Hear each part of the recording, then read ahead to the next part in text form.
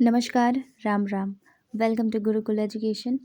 आज के इस सेशन में हम पढ़ने वाले हैं लोक साहित्य क्या है, इसके अर्थ और विद्वानों के मत, साथ ही लोक साहित्य का वर्गीकरण और उसके प्रकार और अन्य रूपों को भी देखेंगे।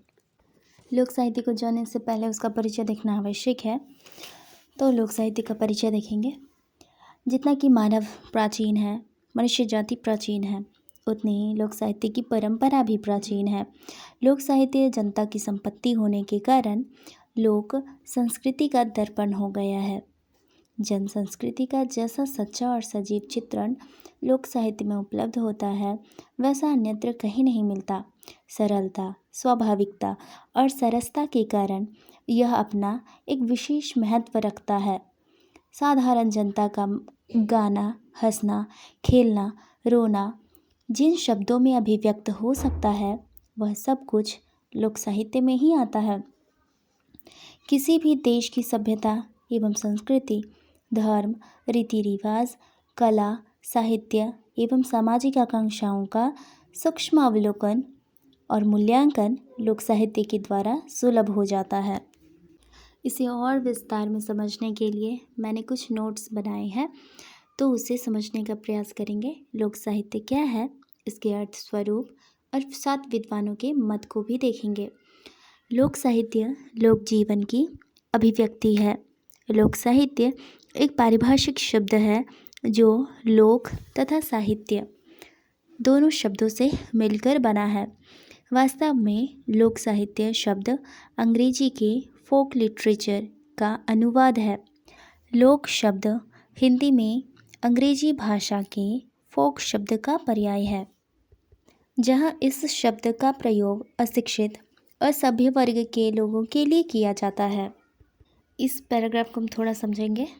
लोक साहित्य एक पारिभाषिक शब्द है। इसका मतलब है कि इससे कुछ परिभाषाएं निकलती हैं जो हम आगे पढ़ेंगे, और इसको इंग्लिश में फोक लिटरेचर भी कहा जाता है। फोक मतलब लोक और लिटरेचर मतलब साहित्य। पाश्चात्य विद्वानों के अनुसार देखें तो उन्होंने फोक शब्द का इस्तेमाल अशिक्षित और असभ्य वर्ग के लोगों के लिए किया है। आगे देखेंगे, लोक साहित्य में लोक शब्द का प्रयोग प्राचीन काल से ही हो रहा है और यह शब्द संस्कृत की लोक धातु से निर्मित है, जिसका अर्थ है देखने वाला।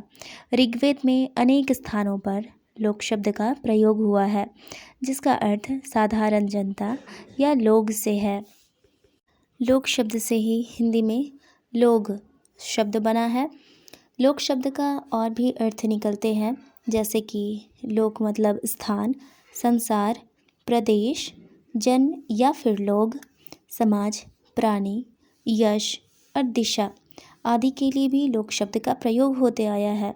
जैसा कि हमने देखा, लोक शब्द का प्रयोग अन्य स्थानों पर भी होता है, परंतु हिंदी में देखें तो साधारण जनता और लोग के लिए लोक शब्द का प्रयोग होता है।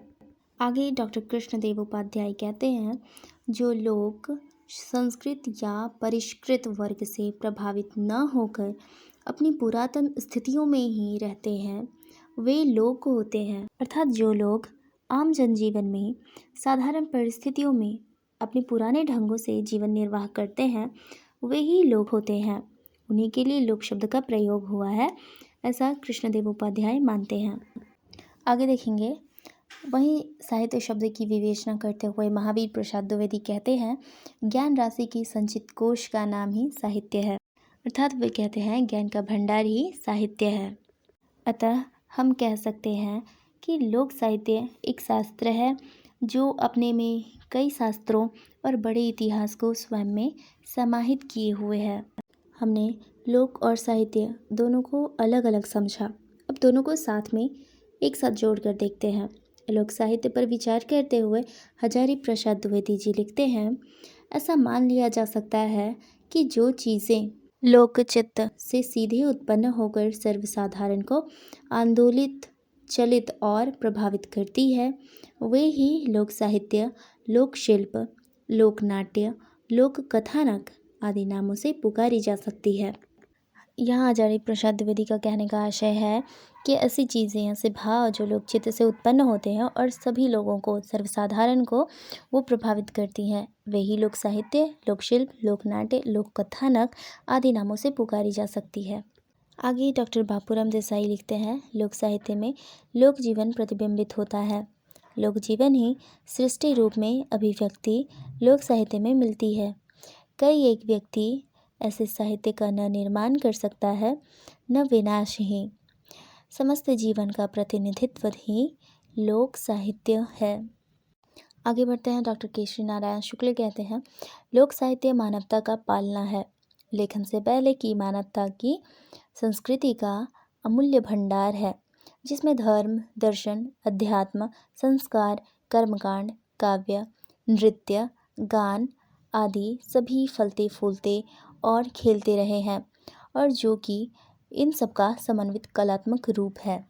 अतः आशय इस प्रकार है कि लेखन से पहले जब मनुष्य लिखना नहीं जानता था, उस समय की संस्कृति का अमूल्य भंडार लोक साहित्य है, जिसमें कि धर्म, दर्शन, अध्यात्म, संस्कार, कर्मकांड, काव्य, नृत्य, गीत आदि सभी फलते फूलते और आगे बढ़ते रहे हैं, और इन सब का समन्वित रूप, कलात्मक रूप लोक साहित्य है। इस तरह लोक साहित्य को समझते हुए हमने उसके शब्दों को देखा, अनेक विद्वानों के मत को देखे, उसके अर्थ को भी जाना। अब अंततः उसके परिभाषा को भी समझ लेते हैं। लोक साहित्य वह मौखिक अभिव्यक्ति है जो भले ही किसी व्यक्ति ने गढ़ी हो, पर आज जिसे सामान्य लोक समूह अपना मानता है। सभ्यता के प्रभाव से दूर रहने वाली अपनी सहजावस्था में वर्तमान जो निरक्षर जनता है, उसकी आशा, निराशा, हर्ष, विषाद, जीवन मरण, लाभ हानि, सुख दुख की अभिव्यंजना जिस साहित्य में प्राप्त होती है, उसे लोक साहित्य कहते हैं। इस तरह हम लोग लोक साहित्य की परिभाषा, अर्थ को जान चुके हैं। अब लोक साहित्य का वर्गीकरण, विधा, रूप को पढ़ेंगे। जैसे कि वीडियो की स्टार्टिंग में मैंने कहा था, तो सबसे पहले लोकगीत को देखते हैं। आदिकाल में जब सामाजिक चेतना का विकास हो रहा था, तब ऐसे गीतों का जन्म हुआ जिसका संबंध जीवन से था। इसमें सामूहिक भावनाएं अभिव्यक्त हुई हैं। विभिन्न ऋतुओं एवं उत्सवों पर गाए जाने वाले गीतों में मानव के सामूहिक श्रम, उल्लास एवं संघर्ष की कथाएं ही हैं। इन लोकगीतों में स्त्रियां विशेष रूप से भाग लेती हैं।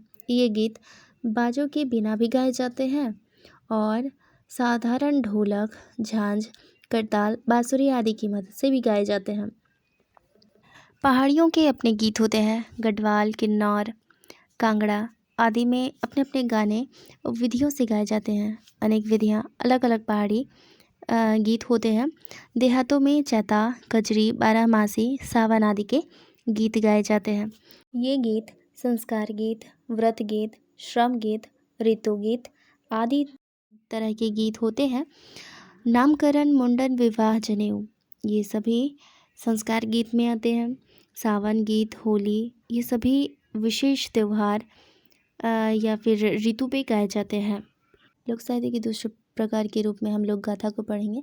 लोक गाथा, लोक गाथा भाषा के माध्यम से जब संगीत के आवरण में कथा वस्तु को अभिव्यक्त किया जाता है, उसे लोक गाथा कहते हैं। सामूहिक नृत्य गीतों के साथ आगे चलकर पौराणिक पात्रों या देवी देवताओं से संबंधित गाथाएं इसमें सम्मिलित होती हैं, जैसे कि राम की कथाएं, कृष्ण की कथाएं, आल्हा की कथाएं। लोक गाथा लोक का इतिहास होता है, यह जीवनी नहीं है। इसमें मुख्य घटनाओं का वर्णन होता है। इसमें लय, धुन और राग भी होता है। प्रेम, वात्सल्य, वीरता और बलिदान की भावना इसमें होती है। राम की कथा अवध में, कृष्ण के ब्रज में और आला बुंदेलखंड में, छत्तीसगढ़, महोबा, भोजपुरी आदि क्षेत्र में अलग अलग तरह से लोक गाथाएँ गाई जाती हैं। यह लोक गाथा हमारी इतिहास है। आगे पढ़ेंगे लोक नाट्य। नाट्य शब्द नट धातु से बना है। नट का अर्थ होता है नाचना या फिर अभिनय करना। इसकी परिभाषा को देखें तो नृत्य, अभिनय तथा संगीत के द्वारा मानव की अनुभूतियों का प्रदर्शन ही लोक नाट्य है। भरत मुनि का नाट्य शास्त्र लोक नाट्य का आदि ग्रंथ माना जाता है। प्राचीन कालों से इसका विकास होते आ रहा है, परंतु हमारा देश आक्रमणकारियों द्वारा हमेशा शोषित होते आया है और मुगल कालों में नाटकों का राष्ट्र देखने को मिलता है। इसमें नाटक का कोई विशेष विकास नहीं देखने को मिलता है। उदाहरण के लिए लोकनाट्य में तमाशा, नौटंकी, कथकली, यक्षगान, रामलीला आदि सम्मिलित हैं। इसमें रामलीला, कृष्ण लीला, राजा हरिश्चंद्र आदि नाटक, कठपुतली जो कि राजस्थान, महाराष्ट्र, गुजरात आदि में महत्वपूर्ण है। कर्नाटक में यक्षगान है जो कि विष्णु भगवान के 10 अवतार का वर्णन करता है। कीर्तन गोवा में प्रसिद्ध है। आगे देखेंगे लोक कथा। लोक में मौखिक परंपरा से चली आने वाली कथाएं लोक कथा कहलाती हैं। लोक भाषा के माध्यम से सामान्य जनजीवन में प्रचलित कालिक विश्वास, आस्था, परंपरा पर आधारित कथाएं लोक कथा के अंतर्गत आती हैं। इसके उदाहरण स्वरूप देखेंगे व्रत कथा।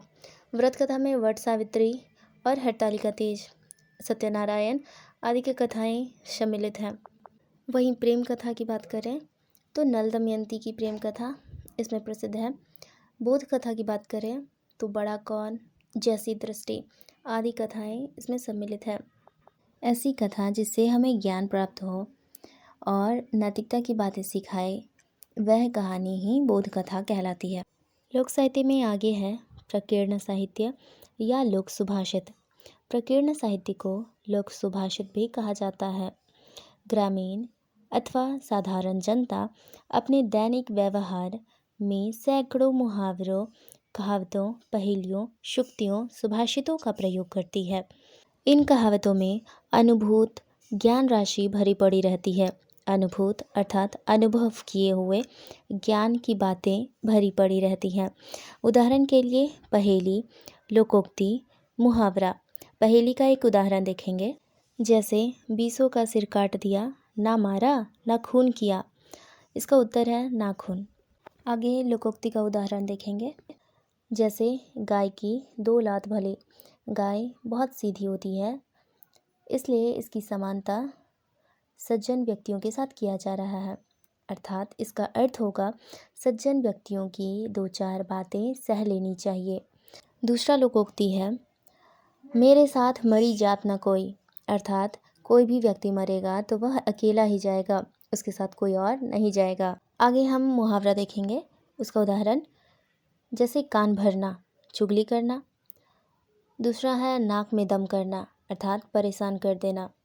इस तरह अन्य विद्वानों के अनुसार हमने लोक साहित्य को देखा, उसके परिभाषा अर्थ को देखा, साथ ही साहित्य के वर्गीकरण और प्रकार को भी देखा। मुझे उम्मीद है कि आपको ज़रूर समझ में आया होगा लोक साहित्य का टॉपिक। साथ ही एक पहेली है जिसका उत्तर आपको देना है। वह पहेली ऐसे है, घर में उपजे घर बह जाए, खेत में उपजे सब कोई खाए। इसका उत्तर कमेंट में दीजिए। अगर ये वीडियो आपके लिए हेल्पफुल है तो वीडियो को लाइक करें और सब्सक्राइब करें नए हैं तो।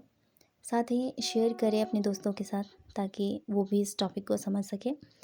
मिलेंगे फिर नए वीडियो में, तब तक के लिए जय हिंद, जय भारत।